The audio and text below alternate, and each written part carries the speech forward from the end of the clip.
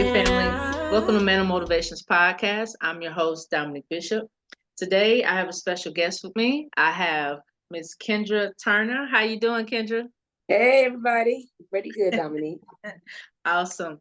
We're going to talk to Kendra today about AI, education, and also her being an author. So real quick, I'm going to go ahead and I'm going to read your bio, and then we'll get right into the interview. All right? All right.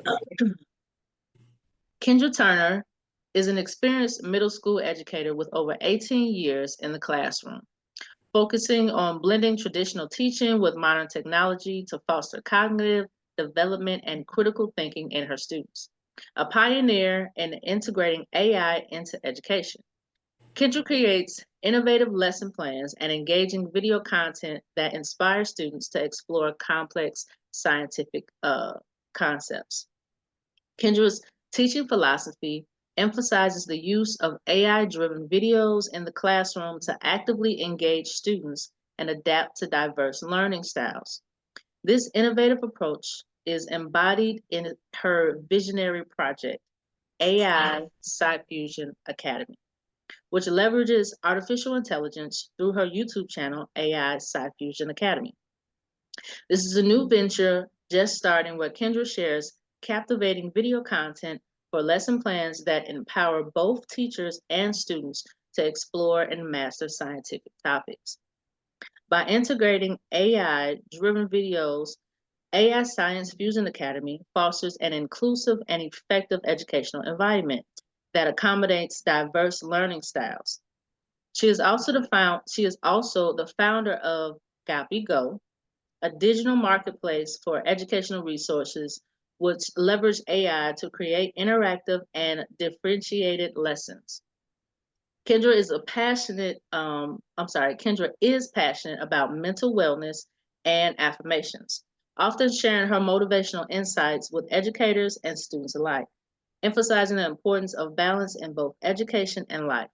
Through her various roles as an educator, writer, and AI advocate, she is committed to transforming education for the next generation. Yeah.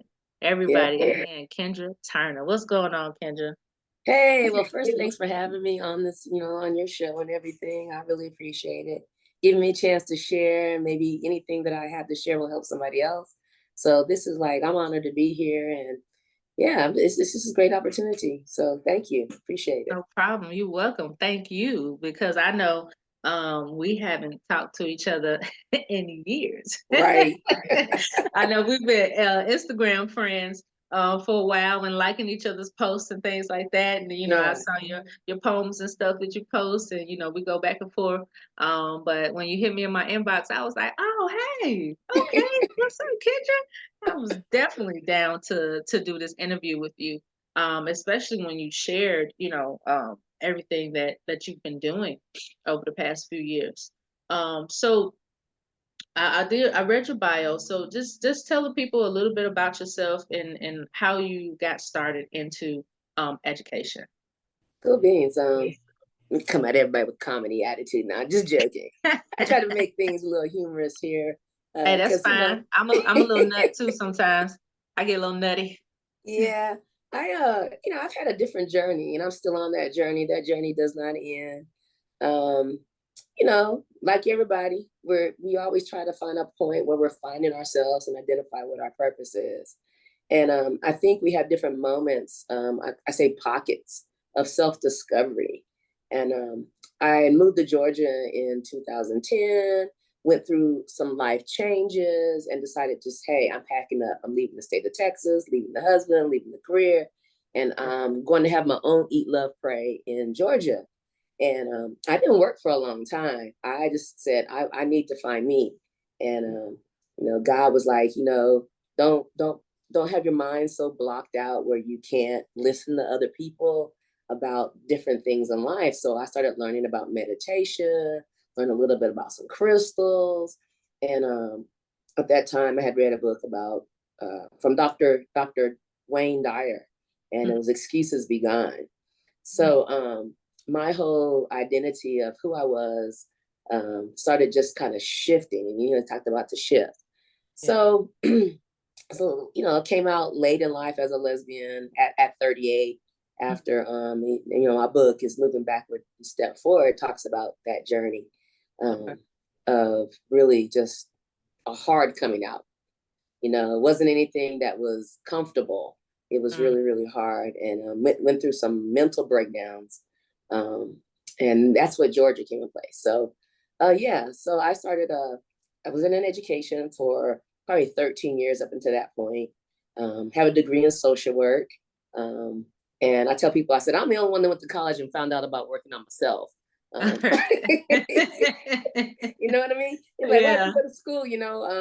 I was advertising and communications, and then I switched up because honestly, I looked at the curriculum and I was like, this is too long.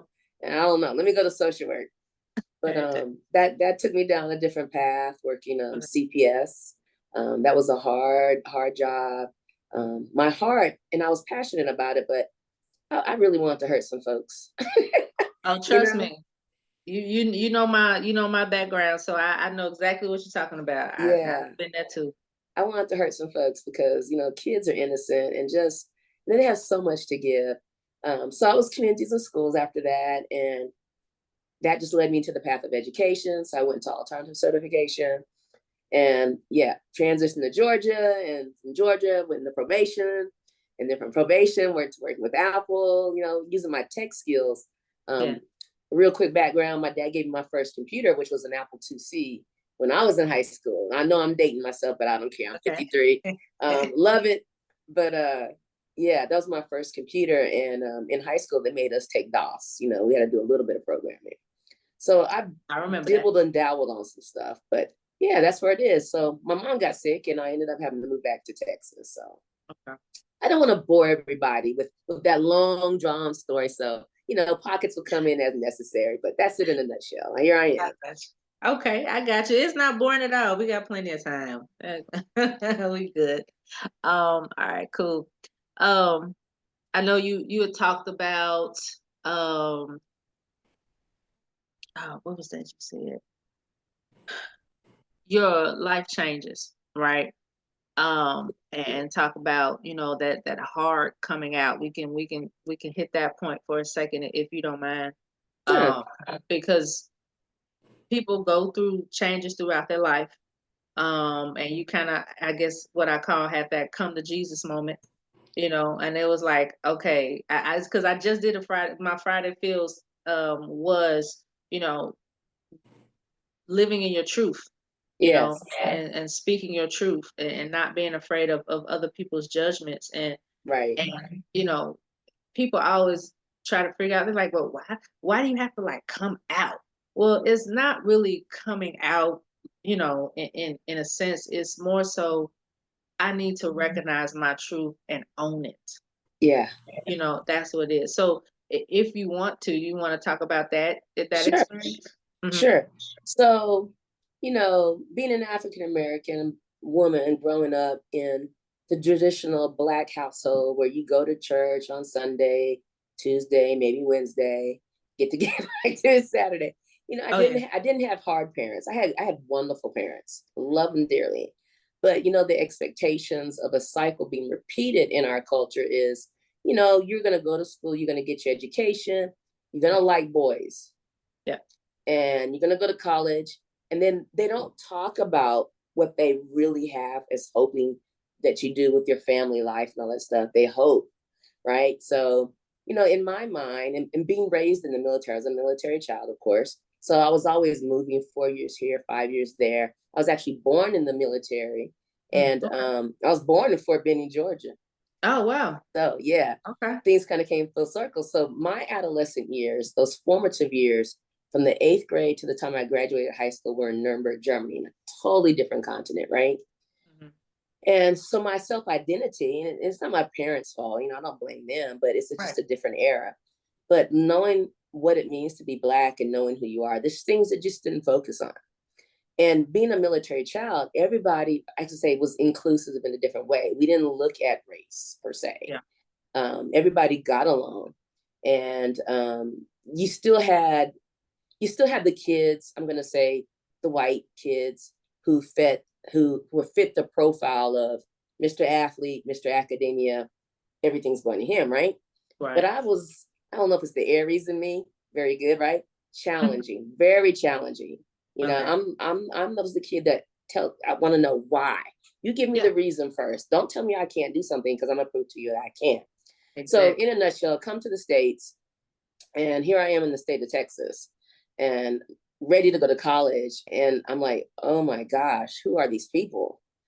So my self-identity was really just stay in a box, try to fit the norms, and like boys. And I never, ever really fit in. There was always a breakup or always an issue wrong. So as I began to graduate, came back to a different area of Texas, I was like, oh my gosh, everybody around me is getting married. Maybe I should get married too. And the story with that is I just married the first person that came along. Okay. That's the truth. Very, very naive. Very naive. Had the wonderful wedding, and all the stuff. Boy, 6 months in, didn't work. And then I'm back in the church. Here comes a nice guy from the church. Marry him. But I didn't like him. I really didn't like him. But he was a nice guy, right? The nice guy. The nice guy syndrome. So he was gonna do everything right. Yeah. Yeah. And he's really nice, but I just was not happy. Something was not clicking. Something was missing. And I tell everybody, don't do this, but I had an affair. After maybe 7-8 years of marriage, I had an affair. Yeah. That's so long ago in my past, I don't remember the details, but I had an affair with a woman who was also married, and it wasn't right, but it did click. Something did click within my heart and my mind that says, wait a minute, this is that missing piece for me. Yeah. And because I was around my family in the era where I had my affair, I tell people, I said, affairs are never great because you go through a lot of mental trauma, and you go through mental trauma, you're dealing with like who you want to be, and then who you have hurt. Yeah. Yeah. And there was a lot of shame with whom I hurt, because I was like, I'm in the church. I was an elder. Mm-hmm. I can't lay hands on people knowing what I'm doing. I'm up there. I'm like, no, I can't do this. So I literally had a mental breakdown, especially with the person that I was engaged with the affair with, because a lot of disowning came from her. And I didn't understand that. And I didn't have anybody in the community around me to explain things to me of what was going on and how to handle it, that I just basically went berserk. I lost it. Yeah. I lost it. And I was still trying to keep everything in and protect people around me so they wouldn't have to deal with it.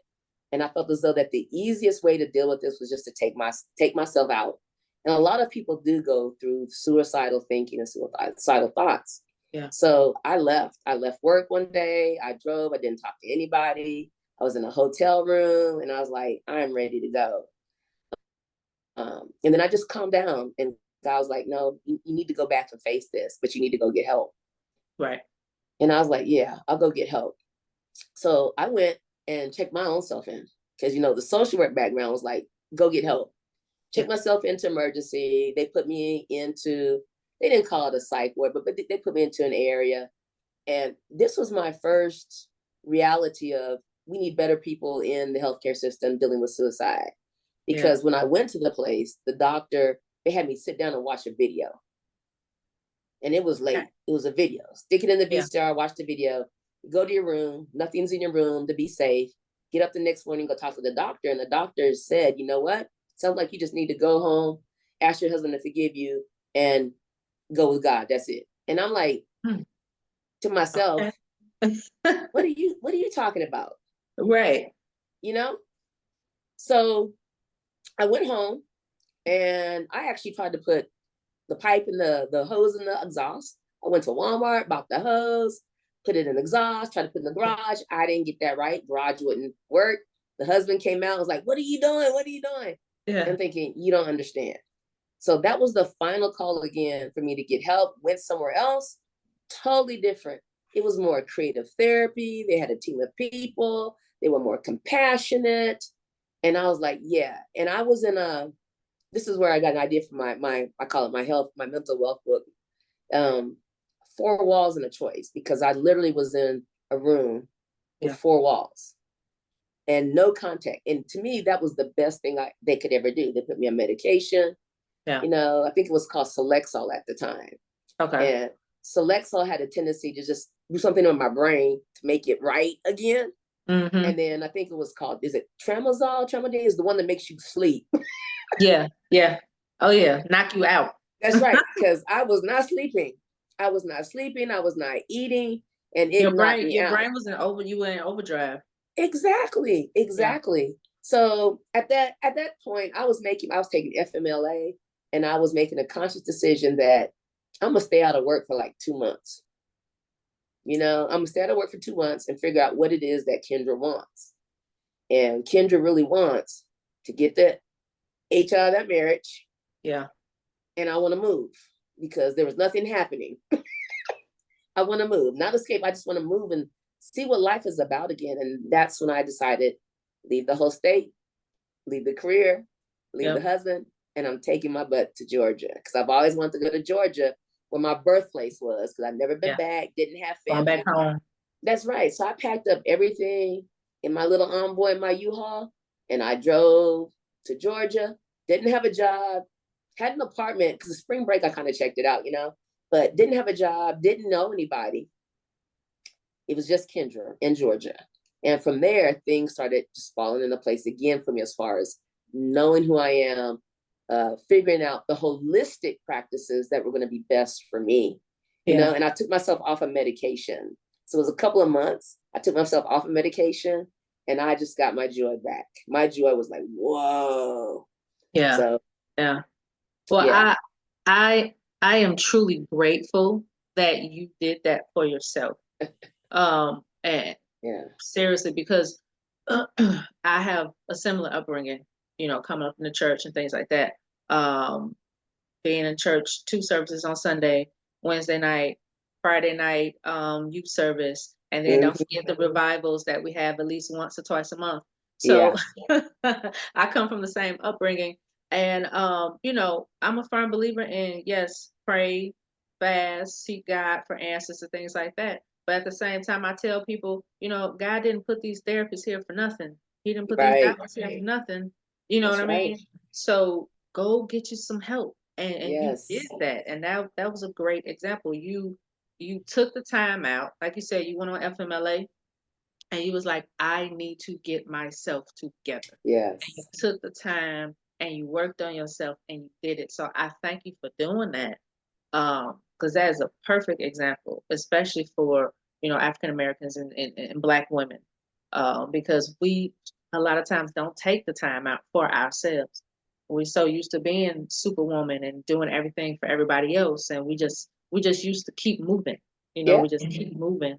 And that's where those mental breakdowns come from, because we're not building ourselves up. We continue to give, and then we start giving from an empty cup. You do that, you're going to break, That's right. So thank you for that. I do. Man, I'm grateful for you, because that's a testimony, sis. From where you come from to where you are now. And I can see the joy. I can see the joy that you have. And speaking on again, walking in your truth and knowing your truth and knowing yourself and being happy with who you are, having joy about that, it shines through all the time, so all right. So I said, well, thank you, because there's a lot of stigma that comes with therapy, being African American. So I think we made some strides now, but we still have a little bit to go. Yeah. And it's more so the younger generation. Yeah. If you look at it, it's most of the younger generation, the older generation, they have their ways, some of them are having a reawakening and coming around.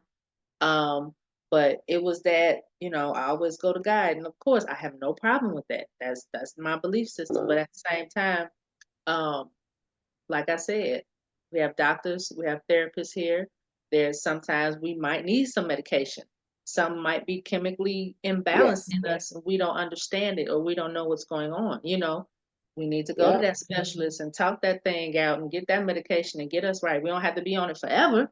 Right. You know what I mean? But but work on it and take that time, work on it, realign ourselves, and then get back to going the direction that the God wants us to go.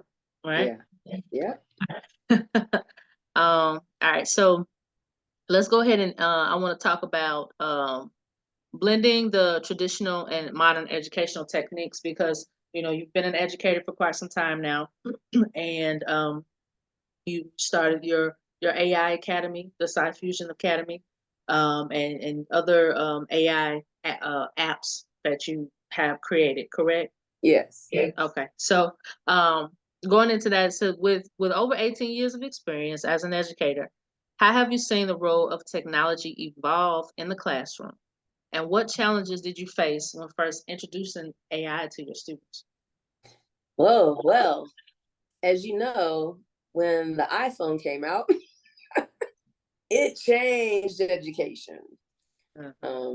And I think when I saw that phone came out in the classroom, I was like, the iPod actually, I was like, education's getting ready to change, y'all. You need to get ready to go. I wasn't too happy about it. Because that social work background in me said, it's not going to be good for the kids' brain and socially. It's going to be more of a disconnect. The critical thinking skills are not going to go as high. And now we see what's going on so many years later, right? But it's a great tool as well. And teachers, many educators, I'm going to say from a different era, a little bit older than me, maybe around the same age as me, a lot of them still aren't comfortable with technology as much if they have not exposed themselves to it. A lot of them have a lot of fears, but now they're being forced to address those fears. But a lot of them are being phased out. But there's still quite enough. I'm still shocked on the amount of people who are not comfortable with technology, the basic computer stuff. A lot of people want to get the technology, let's say the computer, for emails and for word processing. That's about it. And collaborating just a little bit, but they're not really utilizing the tools to its fullest. I personally hated the teacher that would just lecture. I could do it, but lecturing is not engaging that mind. And as an educator, I was fortunate that the district that I'm in again, and the district that I started my teaching career, really just inundated me at the beginning with professional development. And it was who they chose. And they were very wise. And of course, that's from the superintendent down. But now things are a little, that's another side conversation about who you have in leadership, right? Definitely. So, and with the teacher shortage, it's a lot. But now as a teacher and always as a teacher, I'm seeking to engage students and their voice. In education, students have choices, but students have a voice. So how do we help students evolve into these wonderful human beings? It's not our job to raise them. It's our job to help the parents get the tools to make their kids greater. Right. So, and I'm also looking at children definitely are the future. So think about that future. Who do you want handling you in medicine and everything? So, you have to have the traditional. Kids have to write because the brain needs to be able to recognize things, and writing is a skill. It's a motor skill that they need to use to strengthen the brain. Typing is totally different, but the brain needs to be able to form those letters. So you have to have some note taking, and kids need to know how to organize and order. That's the purpose of note taking. I don't care if you can write great. I just need to know, can you order some things legibly, right? Right. And then we can transfer over to, hey, you all need to have a collaborative group document with Google or somebody, because, nowadays collaboration is big, right? So when they were using projectors, I had already bought a personal projector. I'm like, I told her, I said, I'm not bragging, but I'm a little bit ahead of everybody, and I'm 53 as far as what tools are coming into the classroom. Because I get excited about the new technology and I want my kids to use it. The VR headsets, came out a couple of years ago, wrote a grant a couple of years ago, got one, but the infrastructure for the approval took 2 more years for my kids to use it. Because there's a sense of control, and kids there has to be some safeguards in place. I do get that, but there's also too many safeguards that you're cutting out the right things and not the wrong things. That makes sense. Yeah. And then the kids are left behind even more, because even though they're doing it for video games at home, if they have the personal one, they're not getting a chance to explore it in the classroom in public education. I'm going to say in certain districts, with the majority of our districts who aren't rich, you know? So I want to bring these experiences to kids, everyday students, Title I schools, whatever, and give them that experiences, but our hands get tied because of policies. Yeah. You know? And then I admit, it's not always people above the teachers. It's be the teachers. There's some crazy teachers out there that I'm wondering, how in the world did you become a teacher? Exactly. Yeah. Yeah, I keep it real with people. I'm thinking somebody's not performing the checks right too. Because how did you become a teacher? So we've gotten to the point where, as well, let me just circle back to your question real quick. Sorry. But you know, education, you have to have those safeguards in place. You have to have the common sense. You have to have some traditional things, but you also have to tie it into new things, because our kids are different learners today. I would say they're beyond 21st century. That's old now. With AI and everything, AI, these kids use it, but there are three things I tell anybody in the world. If you're going to use AI, there are three important keys. You have to be competent with it. You have to be able to be literate with it, and you need to know how to apply it. Once you got those three things mastered, you're good to go to use it. But we do need some governance, because everybody's using it and they really don't know what's going on, or they're using it for the wrong things. Kids especially are using it, but they don't know what the output is. I see people using it every day. And one of the things you can tell when people are sending you an email or a message, just don't, we'll talk later, is that it's always going to start off, I hope this message finds you well. Yeah. Okay. It's certain things. Yeah. Certain things. So that prompt engineering, knowing what to say, you know, and knowing how to give it a role, knowing what that role specifically says, you take that. And a lot of people are making money off the prompts that they've actually generated through Chat GPT or some other thing, you know, and it's great, but you're forcing yourself to learn at the same time. Because if you want to engineer your prompt to be better, you know what you want it to say and how you want to say it, and you just go in there and you program it more. My GPTs, I might be going too fast, but my GPTs that I created are deal with the wealth of information that I've uploaded into the models, you know, and then I want the models to say something back. So I tell it that, and then it comes back the way I want it. And it does more because it's evolving every second. It is. It is. I was actually a couple of things actually. First, I'm a big fan of AI to a certain degree. But also, like you were saying, you have to know how to use it and how to utilize it.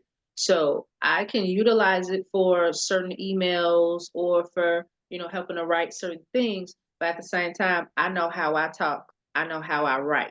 You know what I mean? Because I've already had that training. You know, I've already had that thought process put together. So I might put something in there, put something in the queue, and then it kicks something back, and I'll be like, okay, I'm gonna take that out. All right, I'm gonna take that out. And I'm gonna switch this word around, and I'm gonna do this. And you know what I mean? I can customize it to me. You know, and I think, like you said, that's important, because with kids not getting the adequate training beforehand, they're just putting it in and then copy paste. And it's like, hold on now. You know, so it's important for them to learn the basics of writing. To learn, you know, how to communicate with when you know how to communicate with your teacher, or how to communicate with other people, how to communicate with an employer. You know, certain phrases. You know, working in the corporate world, there's certain vernaculars that we use. You know what I mean? Certain way that we word things. We're not gonna talk to our boss how we talk to each other every day. That's You know what I right. mean? Especially in the emails. That's right. And in the job I'm working in now, I have seen some report writing. Lord have mercy, Jesus. And and we're talking about adults. You know what I mean? And they talk how they. I mean, they write how they speak. You know, so there's like a disconnection there. You know what I mean? So that's what you don't want the children to have. You know, you want them to be more educated, and you want them to know what it is they need to say in a certain time in a certain place, right?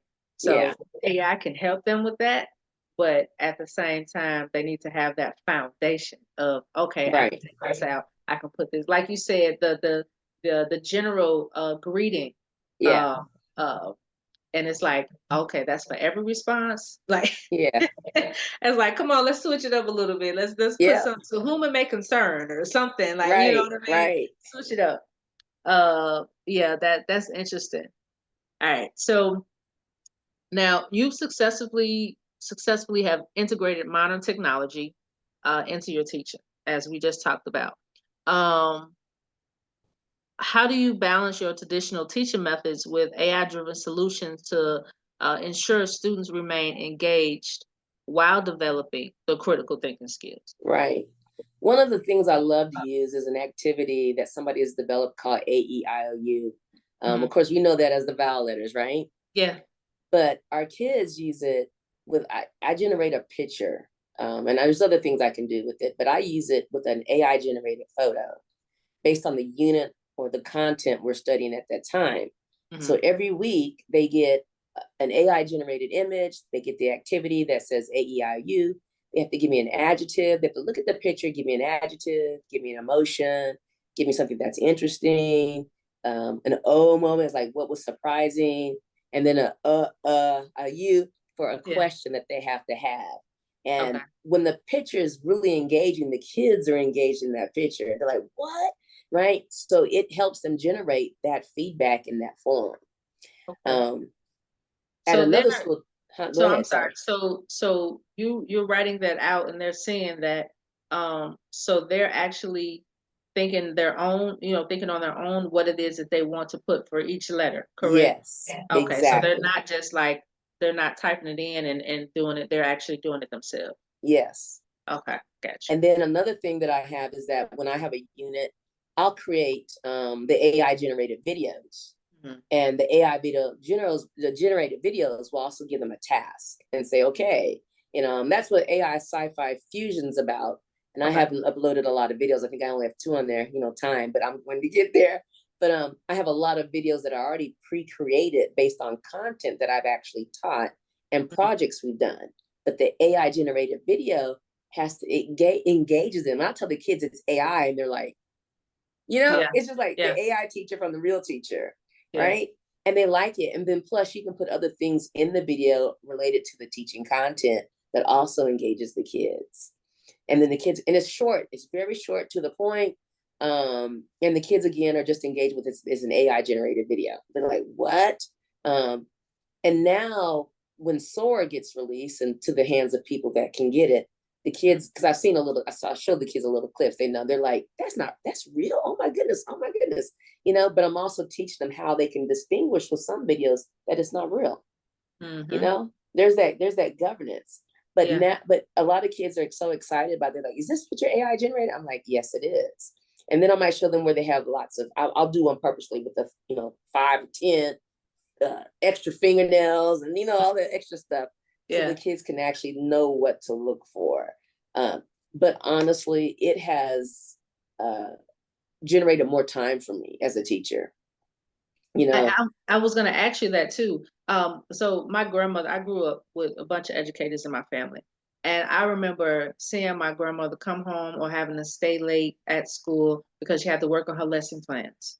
Or, she had to grade papers and things like that. I got to get my curriculum together. I got to do this. I got to do that. So how has, like you said, it made it easier for you, but in what way, how has AI made it easier for you as far as curriculum planning and, getting your lesson plans and stuff together? Ooh, you talk about a 40-day work week for a teacher that doesn't exist. You might as well double that, honestly. Okay. Because of the meetings and everything. I'm not talking parent conferences. I'm talking like meetings. And then you try to support kids with after school activities, but it just doesn't happen all the time because teachers have families or things to do. Right. So when I actually started using AI 2 years ago, I was like, wait a minute, let me take my whole unit and state standards and let me create my own model, put all the information in there, and then take the district framework for lesson plans that they want us to use, or my school specifically, and let me program it that way. So now that when I'm on the unit of area, I'm gonna say, hey, I need this, and I need it to be this long. Yeah. And it gets me the lessons. It create my warm-ups, my exit tickets. I don't have to sit there and say, now, what am I going to think of for an exit ticket, honestly? And because I prefer not to have paper, even though I know the importance of it, because I can read, right? We know reading is not calling words. And I say that jokingly, but we know reading is not calling words. We can read, we can comprehend. Right. I really don't want paper in my life that much anymore because one, it becomes junky. I'm kind of like a minimalist. I think that's my problem. I'm still a little old school. I like to feel like books and stuff. I have very few books on audio. I love a good paperback book or hardcover book. And I'm like, yeah, let me get that printout. And I want to talk about, I like books. But I have to stop buying because I'm like, I collect books. I may not read them all, but I collect books, but I also have the digital version. I collect as many digital books now that I had hard copies because we like books. Yeah. But this generation that we're dealing with, some of them, I'm going to say a lot of kids who are really higher order thinking that are up there, they're the ones that still like paper books. Yeah. Yeah. No matter how old, they like paper books. But we are moving to a point where we're talking about our environment and stuff too, and saving things. And so I don't have to carry a heavy backpack as a teacher. So my backpack is very light. I've got my computer, I've got my hard drive on there because I'm still old school about the backup. You got to have a backup. Yeah. So I carry that around. That almost every company is going digitally, especially when it comes to these learning management systems, LMS for these kids to work on. When COVID hit, that whole virtual world woke up. It woke up. Yeah. For online education. It was like perfect timing. Yeah. And it's been pushing that way with AI now and these kids and their different learning styles. Oh my, but time. I have time, to do things that I want to do as a teacher when I utilize the technology such as AI and planning my lessons. It can do it, in less than probably 15 seconds. Yeah. Yeah. All I got to do is look over it. Yep, that sounds good. There's my days of the week. I'm done. I'm so done. I know that feels good. It's a good feeling. But I'm going to say this, but when admin starts adding all that other stuff from the old ways, that's when I start as an educator saying, wait a minute, I'm done. I'm really done. I honestly don't know how long I'm going to be in education because there's something, you know this, there's one thing that's valuable that we don't get back, and that's time. True. Time is so important, and time is important to our kids and their parents. So we don't want to rush them through education, but we want to engage them in ways where we're fostering them to learn to be independent thinkers and contribute back to society. Yeah. I personally will say that, there's a lot of benefits to AI and this whole robot things, but it's also scary when you think about why companies really are using it, because everybody to me is replaceable. True. I told my teacher friends last year, I said, look, with AI, you need to start thinking as yourself as a proctor and a facilitator, really a proctor. Yep. And then, Oprah did that show the other day, and she just confirmed what I'd always said about education, that whole job, because with a robot, you're not going to get somebody that complains. Nope. They're not going to ask for time off. No leave, no FMLA. They're not going to need insurance, all of that. Cutting costs all the way across the board. That's right. And that company is going to save a lot of money. And that's right. And we've seen it implemented in different ways already. Yep. So, but we're still going to need competent people. Yeah. But somebody else is definitely going to benefit if you don't have to pay so many employees, and you don't have the complaints. You don't have to worry about the HR issues, all that stuff. So, but our kids that are going to be growing up in this generation are going to still need to be able to learn how to use their voice and understand how that voice needs to be used and benefit them out there in the real world. Right. So, because a lot of them have great ideas, some of these little minds are amazing. They come out of the womb utilizing cell phones. They come out of the womb making TikToks. They're way beyond than anything we ever were. Yeah. Yeah. And I've been able to just take an idea that I want and make it into a project for the kids to do in groups. And when I just give them the project idea, because I want to see the hands-on application. See, that's where I take the technology out. Yeah. I don't want PowerPoints. To me, PowerPoints are all old. I'm sorry. PowerPoints are old, right? Canva is the new thing for kids. CapCut is a new thing for kids in the classroom. But when you give these kids the tools to build something, I'm wild every now and when they really take the time to build something. I'm amazed. Mm-hmm. And that's the part that I want to see, because to me, it's like, yeah, we might have computers and stuff, but you can generate these ideas for these robots to build. Yeah. Our TEKS in Texas were, our Texas Essential Knowledge Skill, our standards for teaching science this year were actually new across the whole state. We had new textbook adoptions, and it's all geared towards creating these mini engineers. Science is about hands-on.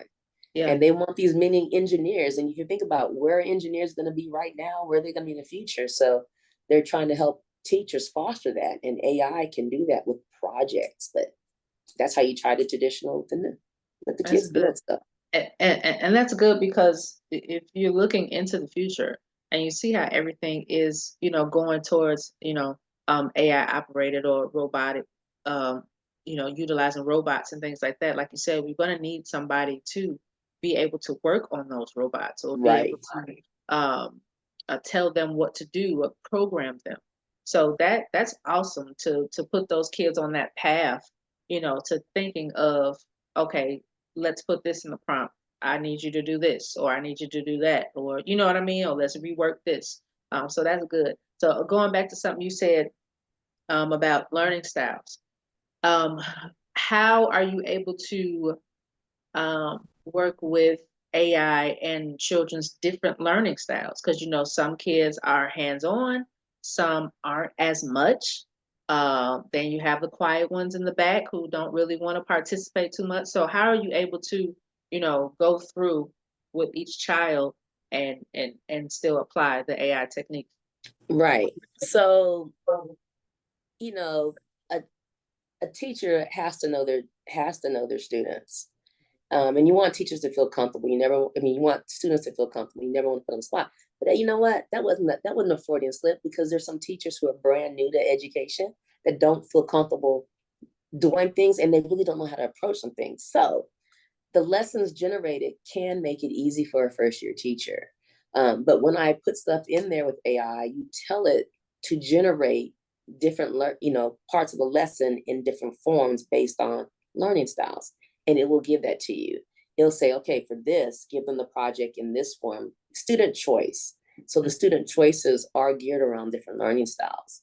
And again, as a teacher, it's a method we use. You make it a group of kids.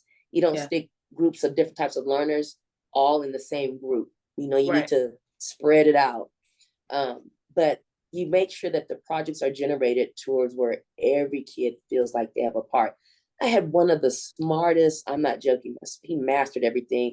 I don't know what this kid's going to do. About maybe 4 feet, very quiet, didn't speak, aced every test. And the kids admired him so much that they knew he didn't speak, but he would speak in a little voice when it came to videos. Okay. He was into videos. Yeah. And he could edit the video, put it together, amazing. And the kids loved him for that. So he was using his voice in that way. He's just a quiet kid. And I'm thinking, oh my gosh, what part of government are you going to have in this? Are you going to be the next Fossey? Are you going to be the next Bill Gates? Yeah. I don't know. Are you going to be some super accountant? I don't know. This kid is, I'm sure, a genius. And then you have the kid who is wild and crazy, loud. Academically, academically, the grades may not be there, but because school does not interest them, but you engage them with projects and you let them use their voice, and building is something that might engage this kid, and it does. And boom, there you go. And then you have that kid again that's not a strong learner, who does learn and remember, this project that AI said, hey, do this with this kid. It can shorten lessons for kids. It can shorten and modify the questions. It can rephrase the questions. It can break it down in the level for the kid to understand. And on that note, that's why you have many school districts moving to AI programs in the classroom, because the scores are showing that AI is improving the reading skills of kids, Okay. the math skills of kids, and it's meeting them where they are. Okay. So it's not stunting their growth at all. It's And that's improving good. their growth. That's good. Why I said teachers watch out.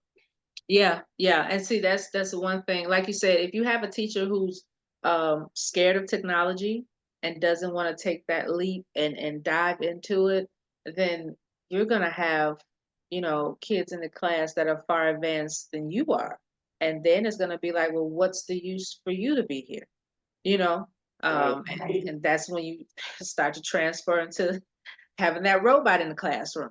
Uh, so teachers who are afraid of AI or don't want to change, got to look out for that. They might have to find them another job or something, or But you said something also about oh, what did you just say? You just said something about the teachers. Yeah, it's about the teacher. Diving into. Yeah, that's it. That's why I've always made in my heart, I said, I have to stay ahead of the kids. You have to stay ahead of the kids. And then, a certain person with the initials EM, he's building a school. Mm. An actual school, not too far from where I am. He's building a school. Really? Did not know that. Okay. I wonder, are they hiring for teachers or do they already have teachers? I haven't looked recently. I'm going to look and see what's going on, but I can imagine what this school's going to be. Yeah. And who's going to be able to attend. Yep. You said it all in a nutshell without saying it. I get you. I get you. And with that, we have to get ourselves ready for things like that. Yes. When you have certain people in certain positions that are trying to close off opportunities for certain people, you have to prepare your people for things like that. And I don't think a lot of people haven't grasped it yet. They're still behind the ball on a lot of things. And let me ask you, what do you think we can do to help more so our community or other minorities with AI and the advancement of AI, and not just using CapCut for TikTok videos. But now I have seen certain people, like you spoke about earlier, where they're utilizing Chat GPT or other AI to develop classes and prompts and things like that. So some people are clicking, but there's still a vast majority that aren't. So how can we go about trying to usher that into our communities and other minorities? Well, it's something that we've been talking about all the time. Education is always going to be key. And free classes. There's a lot of things out there that are free. Simply just asking, hey, how do I do this? Making sure you just have the resources to do it. I mean, because I have to give it to OpenAI. OpenAI that develops ChatGPT has created free models for people. Yeah. And Sam Altman, you hear him talk, his vision is quite clear. He is for the people. He is for the people. And that's good to know that he is for the people. But I'll say, take a class. There are a lot of classes online that can be free. Google the classes. I know Coursera is a great place to start and learn. If you want to, it's a business, but if you want to advance, then you might have to pay a little bit. Everybody's in it for a business. I mean, I'm in it for a business, right? Because I want more time. I want more time. I want to do more things. I want to be able to give more to people, right? I can just see everybody saying, okay, just take a class, start small. You don't have to start big, start small, and start with what you think you might want to know. Make a list of questions on paper, and practice with those questions. A great one is, how do I use ChatGPT at a basic skill or basic level? level. Make it so that a fifth grader can understand, right? Mm-hmm. Yep. And that's it. Just educate yourself. So I guess to take it even a step further, this could probably be a conversation we have offline, but the marginalized, right? Those who, not to say they don't have access, but don't have the wherewithal to even begin to ask the question. You know what I mean? Because there are people out there who their mind is a certain way. Yes. To a certain way of living, or they haven't been introduced to certain things. Like, you're an educator. I grew up around educators. You grew up wanting to ask questions, wanting to know. You know, I'm the same type of way. It got to make sense to me. Why? You know what I mean? That's just me. I grew up in a household where we had a whole set of Britannica encyclopedias. Yeah. So I asked my grandma a question. She said, go look it up. You know what I mean? Before we had the internet, before we had dial-up and all of that, it was like, okay, go grab that encyclopedia, pull it out, and read to me what it says about such and so. You know what I mean? So I'm used to, from that early age, I'm used to searching for answers. But you have people who don't even have the wherewithal to do that. You know, so I guess my question would be is, how do we reach those people or that community to get them into the know, to get them caught up to where we are, just to even ask the question? That's a tough question. And it's a tough question because I'm going to be blatantly honest. Mm-hmm. It's hard to give somebody a trigger when you don't know what the trigger is. Right. Because, like you said, everybody's different. Yeah. If my mind is on other things, it's not going to be focused on AI. It's going to hear about it and think it's just, this is me, think it's just fake pictures and fake videos. That's the limit. So reaching the difference, that's a challenge. Yeah. Because to me, these are the people who are going to be taken advantage of the most. And that's sad. Yeah. That's really sad. My mother's 78. I got her using ChatGPT. Good. So one of the things that she uses us for, which might be one of the things we do, is show, figuring out what's beneficial for them. That's it. And showing them how to use it for that benefit. My mom uses it for medication, looks it up, and it explains it to her in a better way than the doctor does, right? Yeah. That's perfect. Exactly. And then recipes that she likes to cook. Or for the health benefits, really, I know for that population or anybody, is that you put in what they say, but you still have to check AI because, AI is different, even though the medical field is using it in different ways now. Mm-hmm. But having that understanding, I think, would be engaging people where it's beneficial for them. If you're a person that doesn't have those opportunities, maybe we need to start with those opportunities. What's an opportunity? Maybe you need to know how to build a resume. That's a good one. That's a good one, right? Let's have AI fix you, show you how to do a resume. If you want a side hustle and a side business, let's start with that. You need a business plan, maybe. It just depends. So I think maybe starting with what people are going to see as beneficial to them. Mm-hmm. Speaking to their need, right? Always. That's that social work in me. Always go to the needs first. Yep. Because if I need bread, I don't care what you say about, if my kids need food, I don't care what you say. I'm going to go get my kid food and I don't care what it takes because they're by any means necessary. Yep. Because we hungry. Exactly. That part. And that's funny because I said something like that in my first podcast when I was talking about, ministering to people and things like that. It's like, how are they going to hear anything you have to say if their stomach is growling? Exactly. You know what I mean? Or if they stressed out because they got bills due. It's like they can't hear all of that through the noise that's going on in their head or the rumbling in their tummies. And you know what I mean? So we do have to find a way to reach them. Like I said, we can get more in depth into that off camera because I do have some ideas about that because I don't want our people to get left behind.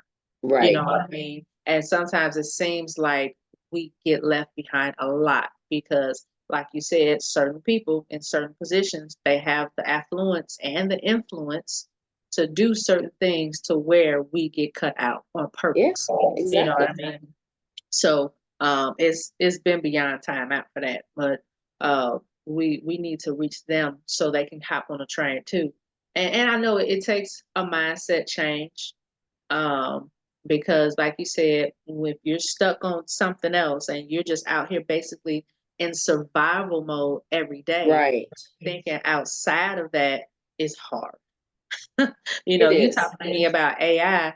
I got bills due. My kids hungry. My kids, they getting ready to start school in a minute. I got to take them back to school shopping. I got to get them school supplies.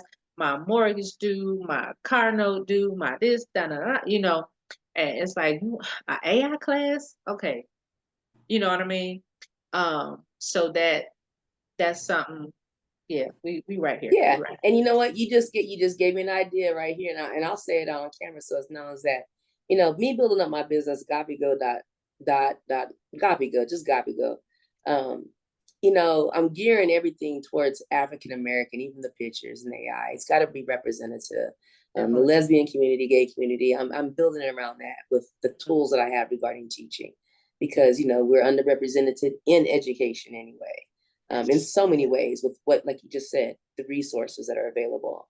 So I'm hoping that, and I know everything takes time, but I could do a course on teaching you AI. Now, I'm gonna be honest, everything's not gonna be free, but maybe if you can just pay me $5, I'm good. There's your course. You see what I'm saying? Yeah.